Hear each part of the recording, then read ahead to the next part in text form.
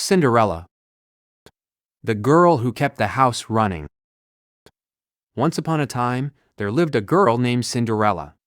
After her father passed away, she was left in the care of her stepmother and two stepsisters. Cinderella had no magic, no fairy godmother waiting in the wings. But she had something far more valuable, a sharp mind for numbers and an unshakable work ethic.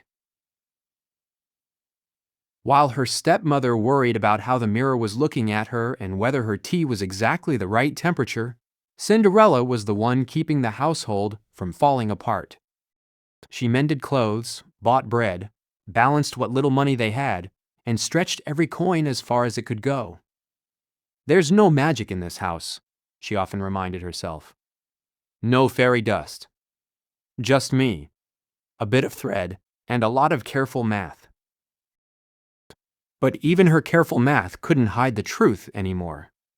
Late one night, she looked over the family's accounts and felt her stomach drop. The savings were nearly gone.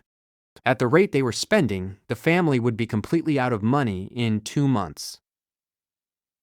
"I can't keep patching dresses forever," she whispered to herself. "I need a real plan. I need a job." A problem no one else wanted to solve. The next morning, Cinderella brought the numbers to her stepmother. "We have a serious problem," Cinderella said. "We'll be out of money in 2 months." Her stepmother waved a hand dismissively. "Numbers are so boring, Cindy. All I care about is the result. My daughters will marry rich lords, and this family's troubles will be over." "What about me?" Cinderella asked. "Don't be silly, child," her stepmother replied. "No lord would want you." Cinderella didn't argue. She didn't need a lord. She needed an income, and she was determined to find one herself. An invitation and an idea. That same day, a royal announcement rang through the streets. The king was hosting a grand ball, and the prince intended to choose a bride. Every noble family in the kingdom would be there. Cinderella's stepmother was thrilled, but only for her own daughters. When it came time to fill out the invitation, she forgot to add Cinderella's name to the noble registry. "You've never had a proper debut," her stepmother said smoothly.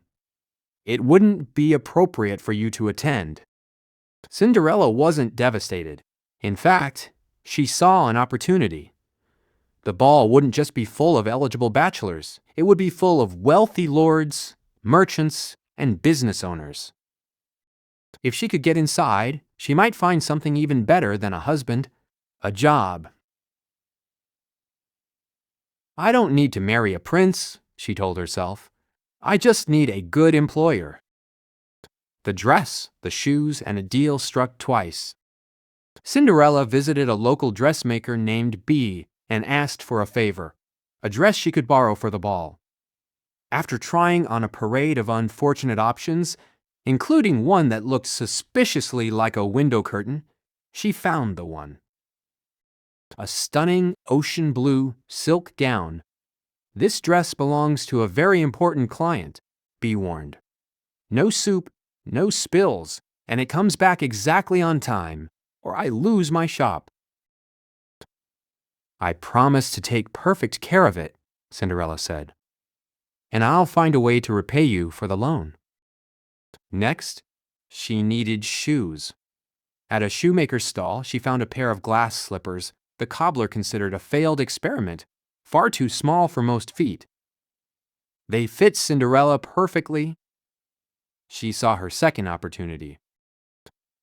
"If you'll let me wear these to the ball," she told the cobbler, "every noble lady there will see them. It'll be the best advertising you could ask for."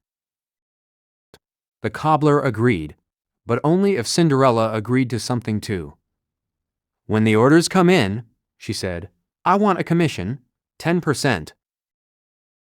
"That's outrageous," the cobbler muttered. Then, after a pause, "Fine, deal." A lesson in bread and basic economics. While running errands, Cinderella met a kind older woman who introduced herself as Aunt Jo. As they walked through the market together, Aunt Jo complained about the high price of flour.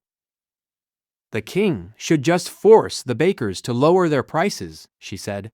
"Then everyone could afford bread." "That would help today," Cinderella replied. "But tomorrow, there might not be any bread at all." "Why not?" "Because flour and firewood still cost money.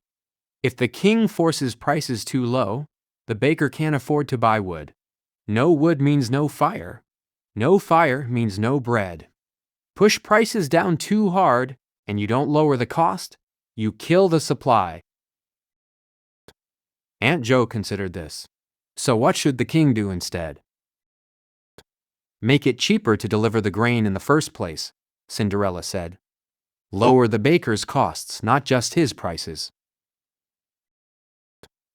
Aunt Jo smiled, clearly impressed.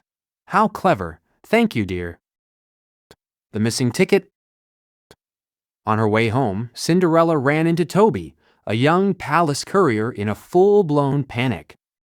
His delivery papers were hopelessly out of order, and he was at risk of losing his job. Cinderella calmly sorted his packages into a simple route: Smith first, then the East Gate, saving him hours of wasted time. "You're a lifesaver," Toby said gratefully. "Actually," Cinderella said, "I need a favor.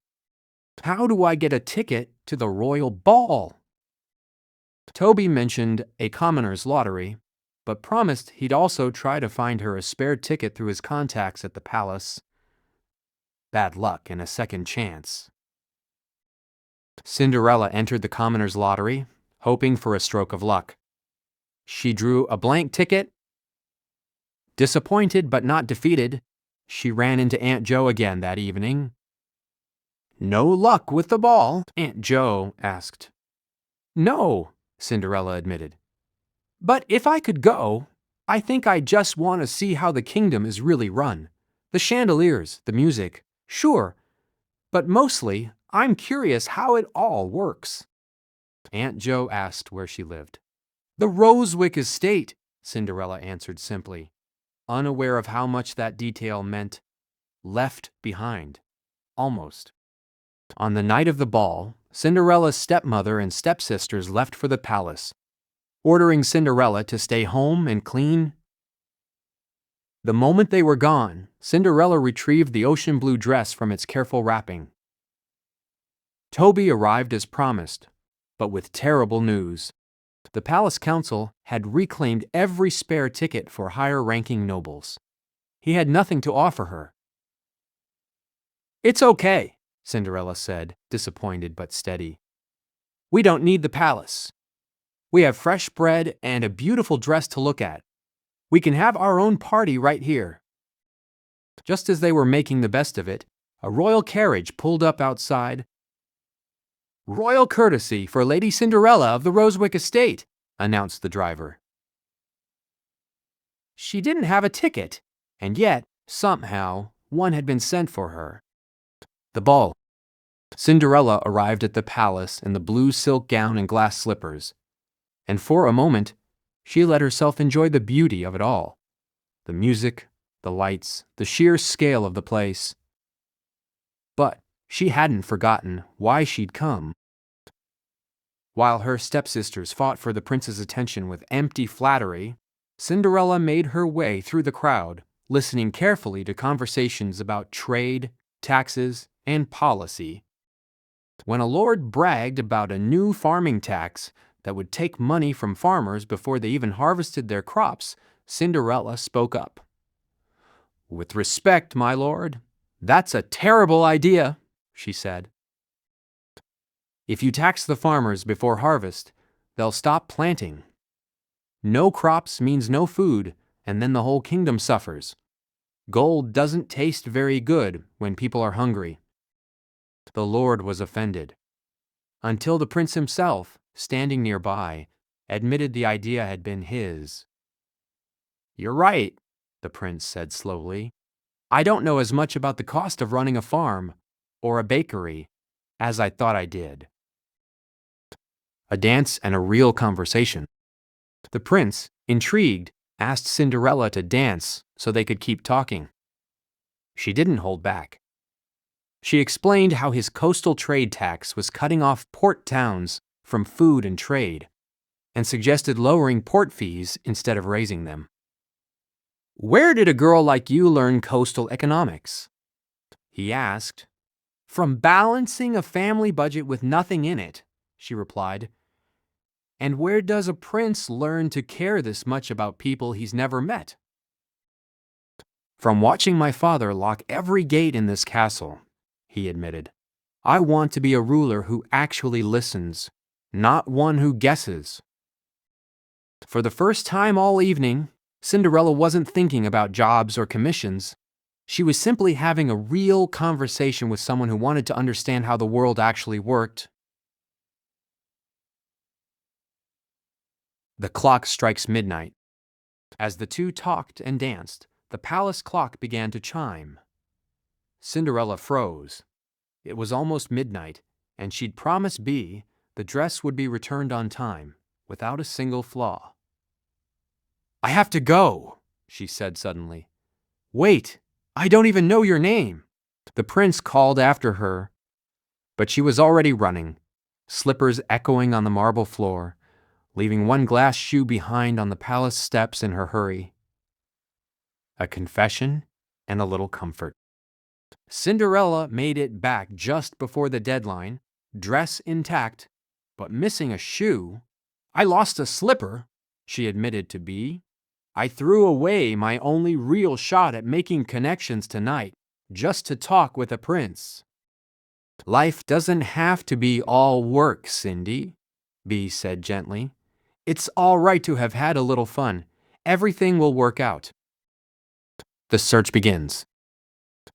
Back at the palace, the prince couldn't stop thinking about the mysterious young woman he'd danced with. He didn't know her name or where she lived, only that she'd left behind a single glass slipper. His advisor suggested hosting a grand tea to gather every eligible woman in the kingdom. "That would be efficient," the prince said. "It would also strip away her right to choose. If I force this on her publicly, she either accepts out of fear or faces the court's judgment for refusing. I won't put her in that position." Instead, they came up with a gentler plan.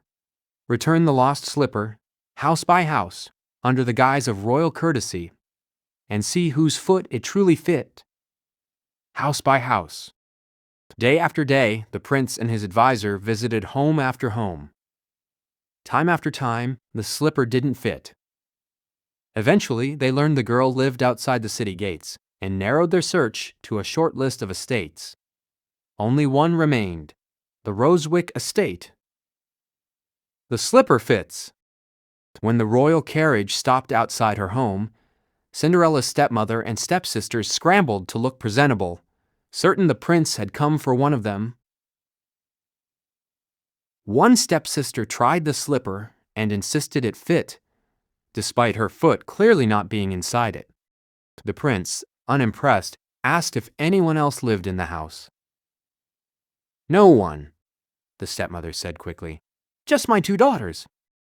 But just then, Cinderella returned from the market. The prince recognized her immediately. "I found you," he said. "I believe you left something behind." Cinderella tried on the slipper. It fit perfectly, and she produced its matching pair from her bag. "This is impossible," her stepmother whispered. "The mystery is solved," the prince said, smiling. "Will you come to the palace with me?" "Yes," Cinderella said. And so, the girl who had never asked for magic, who had earned everything through hard work, sharp thinking, and honest deals, found her place not through a fairy godmother's spell, but through her own 2 feet. And they lived happily ever after.